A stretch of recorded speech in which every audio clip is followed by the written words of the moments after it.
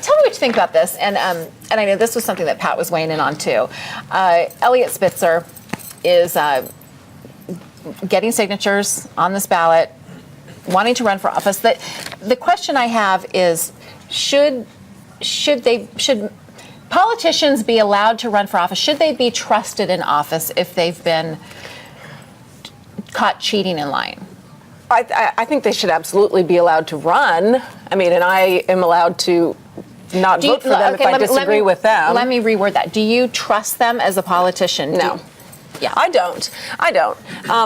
Because what's to say that a promise they make politically to me as a voter isn't going to be broken in the same manner that they broke their promise to their spouse? I do think that it shows a lack of character. But one thing that Pat was saying was, she said, I think that if they come out and they admit what they've done, they apologize for it, and move on, then we should be forgiving, and it shouldn't have anything to do with the work that they do in office. Once a cheater, always a cheater. Once a cheater, always a cheater. There's that too. Who knows? But I do think, here's where I agree with what Pat's saying. If they come out on their own and say, I did this, it was a mistake, and I am deeply sorry, that's one thing. But if they come out and apologize after pressure from the media and pressure from everybody, then I don't want to hear it. That's then not your what happened apology is here. hollow. Yeah, he didn't come forward and say, you know what, it's time for me to come clean. No, he was caught. It's pressure. He was cornered and caught.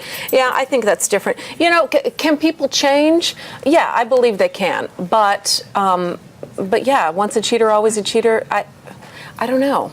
It makes you question their honesty in office. He's running for some strange office, though. It's almost like, well, what is he running for? I don't know if New York City Controller. Not that that's a strange office, but it's like kind of dipping his toe back in the political waters.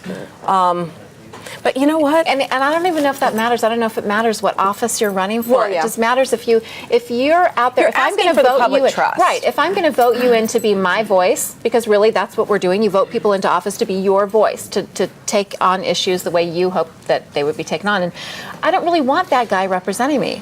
I don't want the man or the woman representing me who's been a liar and a cheater, or they've been caught taking money or. I would never run for office. I mean, there are. Can you imagine? No. Everybody has skeletons in their closet. Well, but I have a good friend from college who is a member of a school board in the Houston area, and we just laugh our heads off because we're like, we know what you did in college. We know. We were there. We saw it. And you got elected to something good. I'm joking because she's, fabulous. Well, and here's the thing. Things get spun into much bigger issues, too. Mm-hmm. And the media is very good at that. They're very good at taking one thing and blowing it up into... Well, especially the New York media, too. The covers of the papers there, they're going to take something like this and get as much mileage out of it as they can.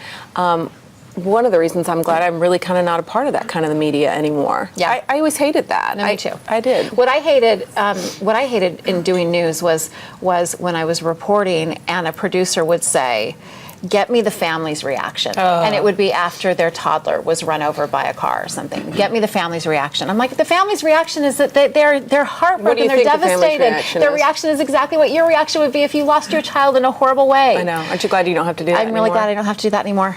High five. Let's just talk about